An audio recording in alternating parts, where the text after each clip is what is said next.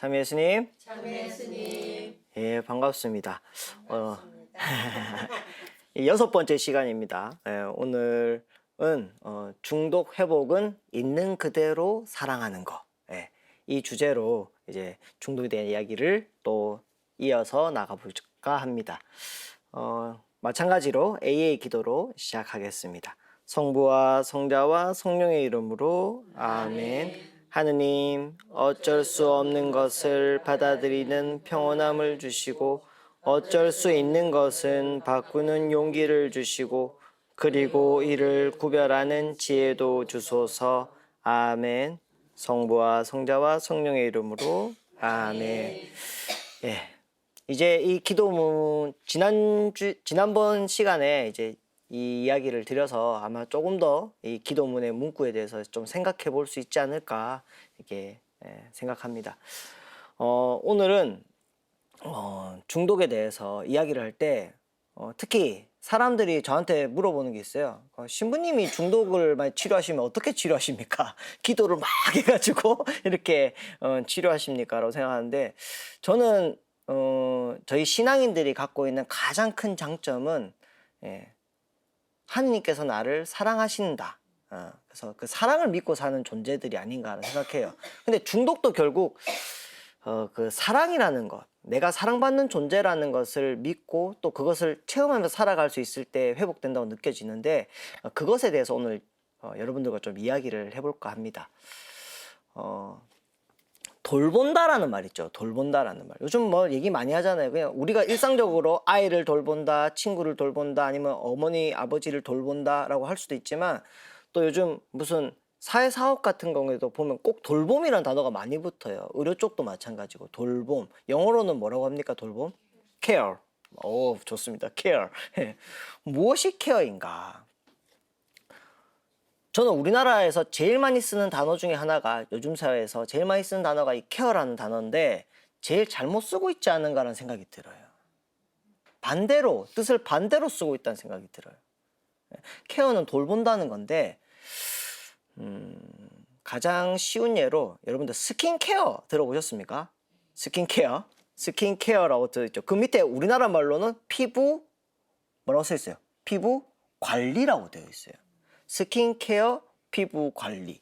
그 말은 뭐예요? 우리가 생각하는 케어를 관리라고 생각하는 거예요. 관리라고. 제가 지금 오늘도 화장했지만 화장이 너무 평소보다 더 잘생겨진 것 같아요. 자, 그런데 피부 관리 전 안 받아봤지만 피부 관리를 받으러 가면 그 아마 관리받는 목표가 있을 거예요. 어떤 피부로 만들겠다. 깨끗한 피부, 뭐 주름이 없는 피부, 뭐 하얀 피부, 뭐 여러 가지가 있겠죠. 목표가. 그러면 지금의 피부는 이 목표에 아직은 안 맞는 거죠. 그죠? 지금의 피부는 주름이 있고 뭐 검고 잡티가 있고 그러니까 지금의 상태를 부정하고 내가 원하는 목표로 만들어가는 게 관리라는 거예요. 관리. 예. 그러면 예를 들어서 아이를 케어한다. 근데 이런 식으로 생각하면 엄마나 아빠가 아이를 키우는 목적이 있는 거예요. 난 이 아이를 이렇게 키우겠다. 이런 아이로 만들겠다. 그 아이를 만들기 위해서 막 학원도 보내고 뭐도 시키고 그걸 케어라고 생각한다는 거예요. 실제로 그렇게 하는 것 같아요. 근데 여러분들 관리는 영어로 매니지입니다. 케어가 아니고. 관리하는 사람을 매니저라고 하죠. 매니저. 예. 매니저는 목표를 세우고 계속 만들어가는 거예요. 케어는 오히려 그 반대말이라는 거예요. 자, I don't care.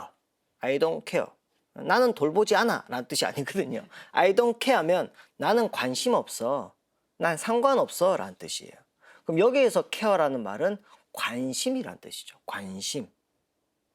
아이에게 관심을 둔다. 엄마가 아이를 케어하기 위해서 아이에게 관심을 둔다라고 하는 거는 내가 이 아이를 어떻게 키우고 싶은가? 엄마의 관심이 아니라는 거예요. 우리 아이는 어떤 것을 좋아하는가?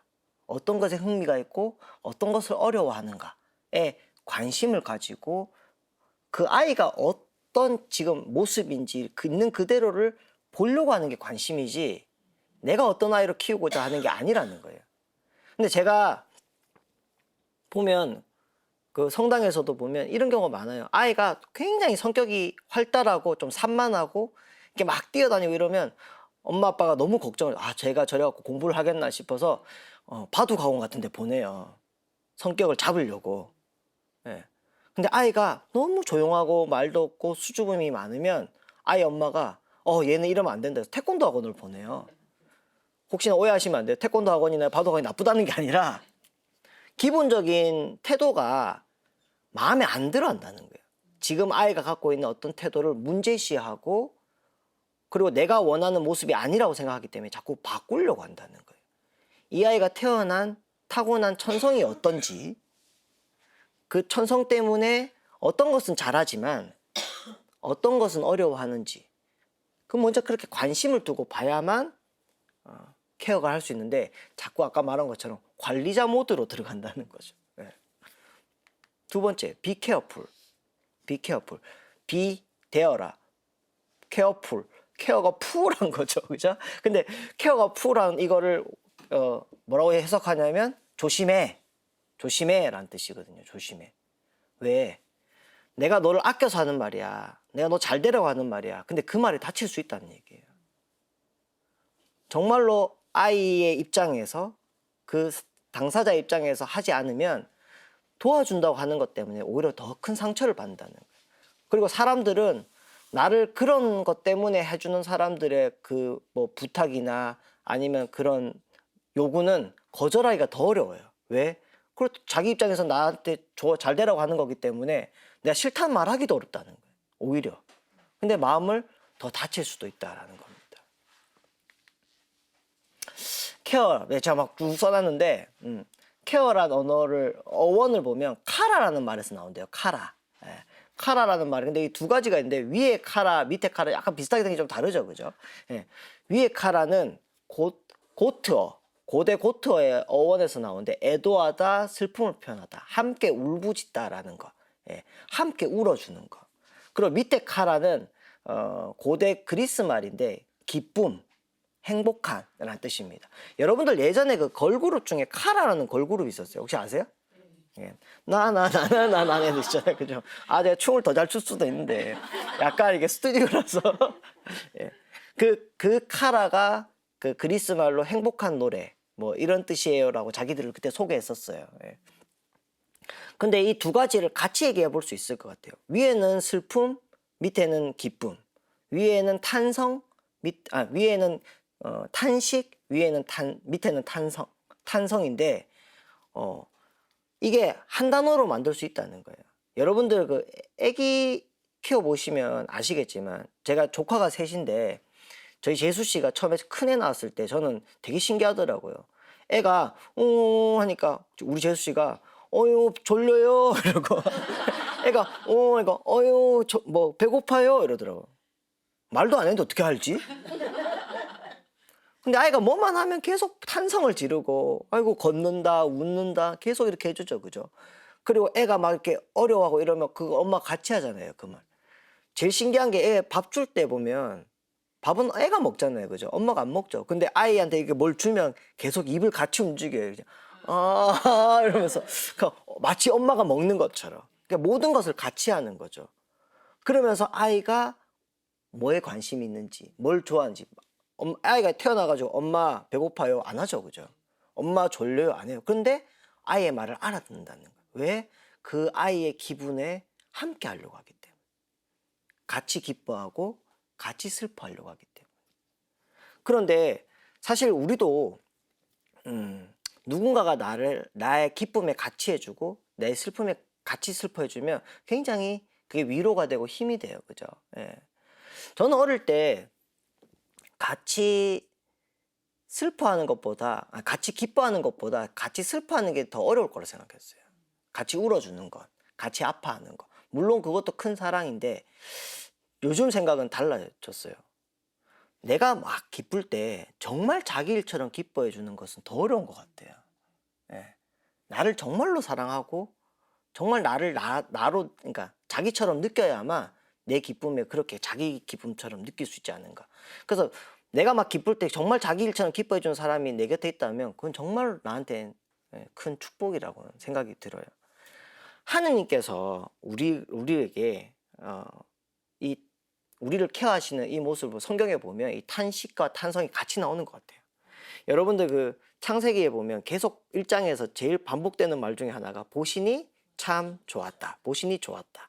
그게 되게 점잖게 써놨지만 우리가 이게 아이 태어났을 때 딱 보는 그 부모의 심정으로 본다면 하느님이 세상이 딱 만들어지고 딱 보셨을 때 그 어린아이를 보고 그 막 탄성이 나는 그 부모의 마음이지 않았을까. 와, 어떻게 애가 이렇게 이쁘고 좋고 그런 탄성. 하느님께서는 우리를 그런 눈으로 바라보셨다는 거예요. 그리고 탄식이 있는데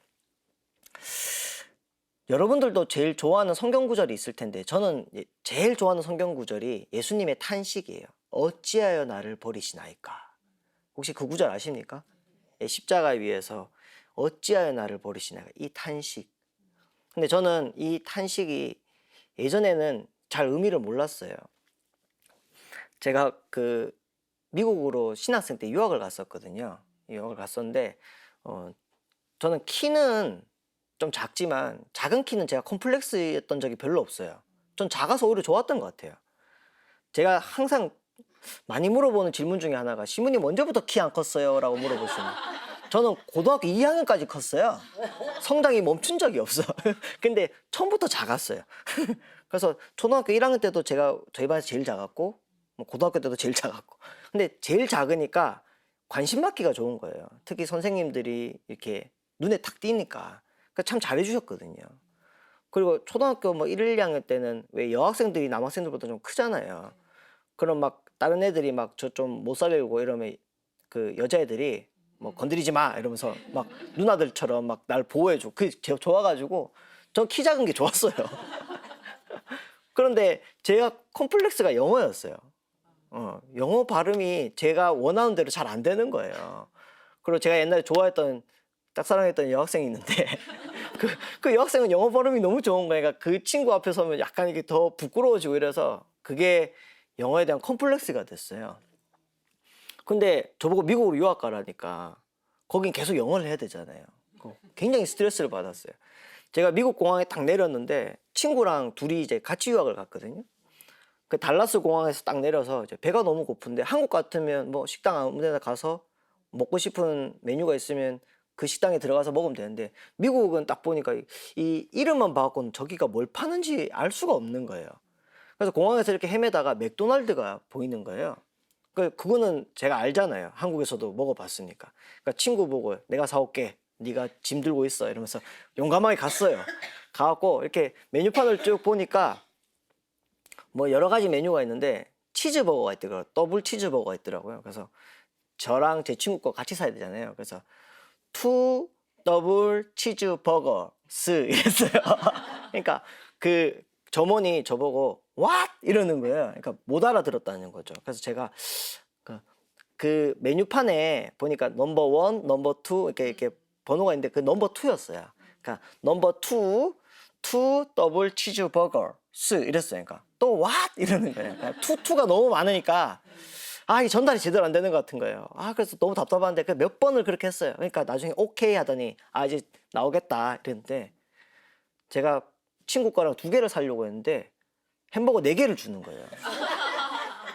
그 넘버 2랑 뭐 더블이랑 하여튼 뭐가 바뀌었나 봐요. 그래서 한국 같으면 난 2개만 시켰다 얘기하면 되죠, 그죠? 미국에서는 뭐라 할까요? 땡큐밖에 할 수 있는 말이 없어요. 미국 가면 사람이 다 착해져요. 할 수 있는 말이 땡큐밖에 없어요. 그래서 땡큐 하고 그걸 받았어요. 그 친구한테 가니까 친구가 뭐 이렇게 많이 샀냐는 거야. 내가 그냥 먹어 이러면서 그 먹으면서 드는 생각이 어찌하여 나를 버리시나이까. 그 성경 구절이 막 떠오르는 거예요. 저한테는 그런 의미였거든요. 그러니까 제가 나중에 그랬어요. 미국에 신학교에 있을 때 학장 시모님한테 제가 뭘 했냐면 난 하루에 꼭 3번 웃는다.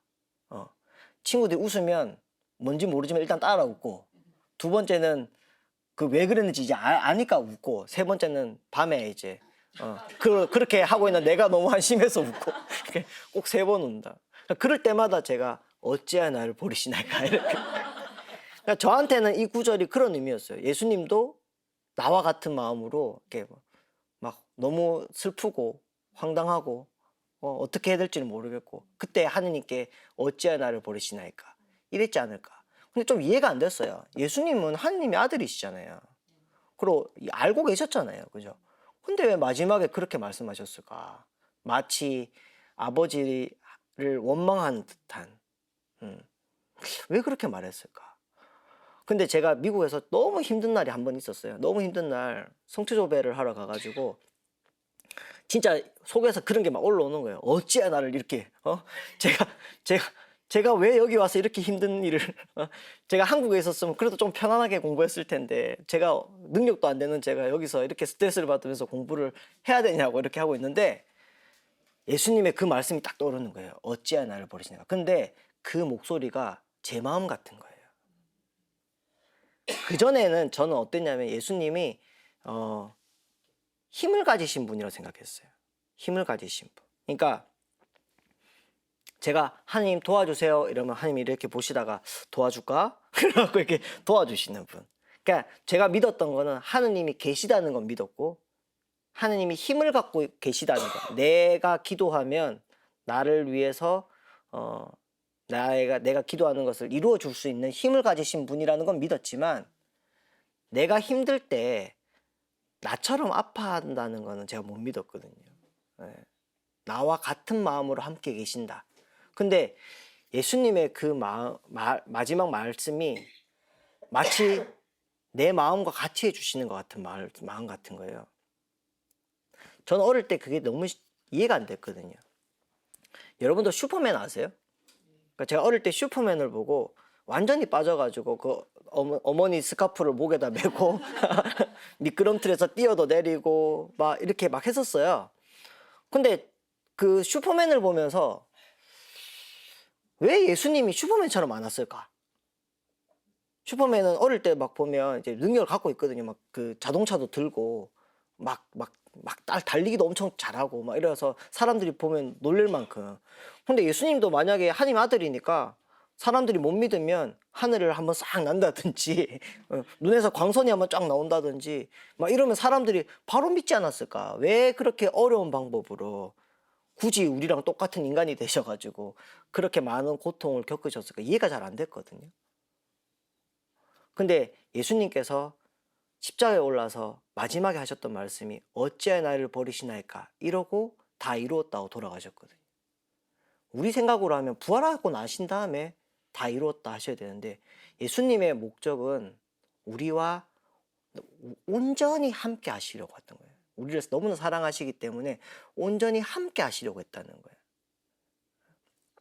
그 마지막이 이 세상에 그 누구도 나를 이해할 수 없을 것 같고 하나님마저도 나를 버렸다고 느껴지는 순간이 있는데 가장 그 순간에 하느님이 바로 나와 같은 마음으로 거기 계셨다라는 거예요. 전 그게 너무 위로가 됐어요. 그래서 제가 보통 사제 서품을 받으면 그 서품 모토라고 왜 자기가 가장 좋아하는 성경 구절을 이렇게 적잖아요. 그 제가 어찌야 나를 버리시나니까 이걸 하고 싶다니까 송소국장 신부님이 야 그럼 사람들이 오해할 것 같은데 서품 받으면서 어찌야 나를 버리시나니까 이러면 오해할 것 같은데 그래서 다른 구절로 이렇게 바꿨는데 제가 지금도 이 구절을 가장 좋아해요. 그래서 제가 그전에는 이 구절에 대한 묵상이 없기 전까지는 저는 내가 사제가 되면 사람들을 도와주는 사람이 돼야 되겠다. 내가 가진 어떤 능력으로 이렇게 어려운 사람들을 도와주는 사람이 돼야 되겠다. 이렇게 생각했는데 바뀌었어요. 도와주는 것은 그 다음 일이고 먼저 함께 해주는 것. 같은 마음이 되어주는 것. 그 동정이라는 말 있죠. 동정이라는 말. 근데 여러분들 중에 아마 동정받고 싶은 사람은 없을 거예요. 누가 나를 동정한다 그러면 기분 나쁘죠. 네가 왜 날 동정해? 이렇게 되는 거죠. 근데 동정이라는 말을 가만히 보면 같을 동자거든요. 그 다음에 뜻정자고 마음을 같이 해주는 것, 뜻을 함께 해주는 게 동정이에요. 근데 우리가 생각하는 동정은 그냥 뜻을 같이 해주지 않고 입장을 같이 해주지 않고 하는 어떤 말이나 위로이기 때문에 쉽게 내뱉는, 보통 그럴 때 값싼 동정이라 그러죠. 그런 건 오히려 나를 상처받게 한다는 거예요. 제가 고등학교 때 이제 그 여름 신앙학교로 저희가 그 꽃동네를 갔어요. 친구님이 꽃동네에 가라 그래가지고 그 아이들이 다 입이 이만큼 나왔어요. 보통 때는 바닷가로 가고 뭐 계곡으로 가고 이러는데 갑자기 봉사활동 가라니까 아이들 다 입이 이만큼 나왔어요. 근데 3박 4일 동안 이제 좋은 경험도 많이 했었어요. 하고 이렇게 한 자리 모여가지고 예, 느낀 점을 이렇게 이야기하는 시간이 있었는데 한 아이가 저희 동기였는데 한 아이가 그런 얘기를 했거든요. 여기 오니까 아픈 사람도 많고 힘든 사람도 많고 불편한 사람도 참 많은데 몸이 불편하신 분도 참 많은데 이분들을 보니까 아 내가 참 행복한 사람이구나. 내가 참 가진 게 많구나. 이걸 느껴서 하나님께 감사했다는 거예요. 제가 그 얘기 들으면서 거기 계신 분들이 이 얘기는 안 들었으면 좋겠다 싶은 거예요. 우리가 아무리 그분들을 위해서 봉사를 했지만 아우 당신을 보니까 나는 참 행복하네요 라는 말을 하면 그게 얼마나 상처가 될까. 근데 우리가 쉽게 하는 말이에요 사실은. 도와주면서 쉽게 하는 말이에요.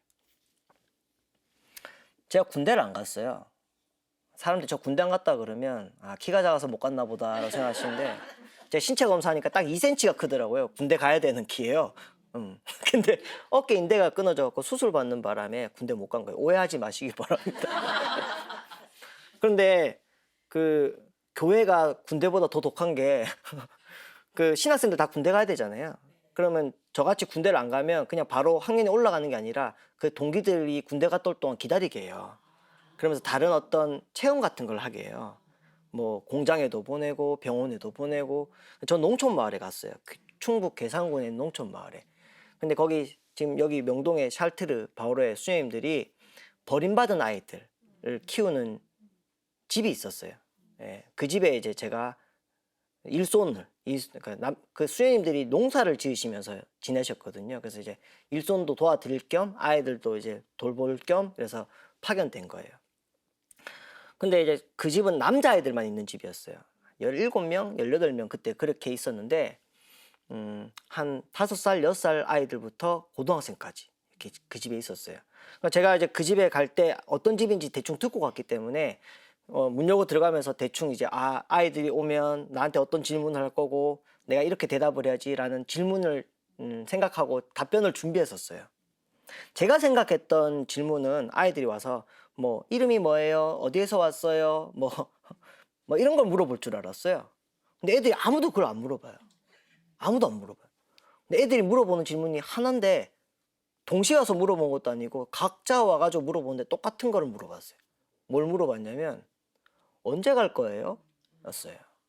언제 갈 거예요? 저 처음에 그 질문을 봤는데 느낌이 왠지 빨리 가라는 얘기 같잖아요. 그죠? 난 네가 온 게 좋지 않다. 빨리 갔으면 좋겠다. 언제 갈 거냐. 이거 확인하는 것 같아서 좀 기분이 안 좋았어요. 근데 그 집에 오래도 안 걸렸어요. 한 달도 안 돼서 애들이 왜 그렇게 물어보는지 알 것 같더라고요. 거기는 정말 많은 분들이 봉사활동 오시거든요. 성당에서도 오시고 뭐 꼭 그 성당이 아니라도 요즘엔 또 회사나 이런 데서도 봉사단체가 많아서 이렇게 오세요. 또 수임들이 아이들 키우는 집이라고 하니까 더 많이 오세요. 근데 오시면 좋은 마음으로 오세요. 그러니까 아이들을 보고 숙제하고 놀아야지, 손 씻고 밥 먹어야지, 편식하면 안 되지, 친구랑 사이좋게 놀아야지 이런 얘기들을 하세요. 근데 그러다가 가신다는 거예요. 그리고 그런 사람들이 계속 바뀌는 거죠. 이게 아이들 입장에서는 이게 관심이고 사랑이지만 아이들 입장에서는 그게 받아들여지기가 너무 어려운 거예요. 예. 그리고 이미 사실은 절대 우리 이 세상을 살면서 절대 나를 버리지 않아야 될 부모가 나를 버린 경험이 있는 아이들이잖아요. 그 상처가 굉장히 큰데 다른 사람들이 와서 보여주는 사랑을 받아들이려면 시간이 오래 걸리는 거죠. 근데 그거 없이 하는 어떤 것들이 관심이 아니라 간섭처럼 느껴지는 거예요. 그러니까 제가 그걸 딱 알고 나니까 목표를 바꿨어요. 제가 원래 계획은 6개월만 거기 있다가 또 어차피 휴학 기간이라는 게 정해져 있으니까 저도 좀 다양한 경험을 하고 싶었어요. 병원도 가고 뭐 현장 실습도 가고 여러 가지를 가고 싶었는데 제가 봤을 때는 이 집에서 제가 할 수 있는 가장 큰 거는 오래 있는 건 거예요. 오래 있는 거. 그러니까 제가 성소구정 심할 때 말씀드려가지고 이 집에 제가 그냥 오래 있게 해달라고. 그러니까 제가 한 2년 조금 넘게 그냥 그 집에 그냥 계속 있었어요. 그냥 군대 기간을 거의 그냥 거기서 보낸 거죠. 제가 아까 말씀드린 것처럼 제가 올해 나이가 43이지만 제가 살면서 한 많은 결정 중에 한 번도 후회하지 않는 결정은 이거밖에 없는 것 같아요. 예. 제가 가끔 신부된 건 후회하거든요. 아, 되지 말걸. 근데 이거는 한 번도 후회하지 않았어요. 제가 지금도 그 친구들 중에 이렇게 연락하고 이렇게 만나는데 그럴 수 있는 이유는 그 시간을 같이 했기 때문에 그런 것 같아요. 그 시간이 오래 같이 해주면서 제가 뭘 그 아이들 특별히 뭘 해주고 이런 것이 아니라 같이 해주니까 내 말에 귀 기울여주고 내 말에 힘이 실리고, 예, 그랬던 것 같아요. 함께 해준다는 걸 알 때. 예. 그리고 제가 그 집에 가고 한 2주인가 3주인가 뒤에 새로운 아이가 하나 들어왔어요. 막내였어요. 다른 아이들은 5살, 6살인데 이 아이는 한 4살 정도 됐었어요. 그 부모님이 이혼하면서 아이를 서로 안 맡겠다고 하고, 그래서 이제 억지로 그 친척 중에 누가 이렇게 아이를 맡았는데 그 제대로 돌보지를 못하니까 그 이웃 주민이 아동 학대로 신고를 해서 이제 저희 집에 온 아이였어요. 근데 아이가 올 때 손에 이 자동차 미니카라 그러죠, 그죠? 자동차를 하나 들고, 장난감 자동차를 하나 들고 왔었어요, 손에. 아마 그 저희 집에 바로 온 게 아니라 경찰서를 통해서 왔기 때문에 그 아이가 어리니까 아마 경찰관 분이 하나 사주신 것 같아요, 애한테.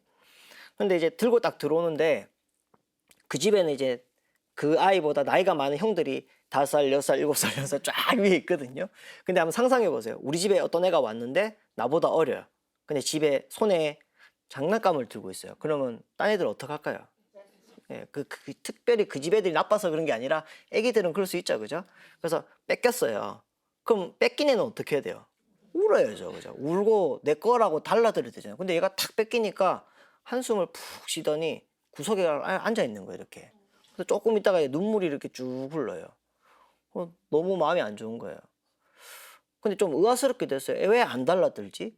근데 이제 이게 어색하니까 잘 모르고 사람들도 잘 모르고 자기만 이게 처음이고 이러니까 그래서 그럴 수 있겠다라는 생각을 했었어요. 근데 그 다음 날도 보니까 그 애기들이 먹는 과자 중에 보면 안에 뭐 딱지 같은 거 있거든요. 애기들이 그거 모으는 거 되게 좋아해요. 그래서 심지어 어떨 때는 과자도 안 먹고 그것만 계속 뜯는 애들도 있어요. 그죠? 근데 그거를 뜯다가 이제 그러면 형들이 그걸 뺏으면 또 달라들어야 되는데 뺏기면 뺏긴 대로 또 가만히 있는 거예요.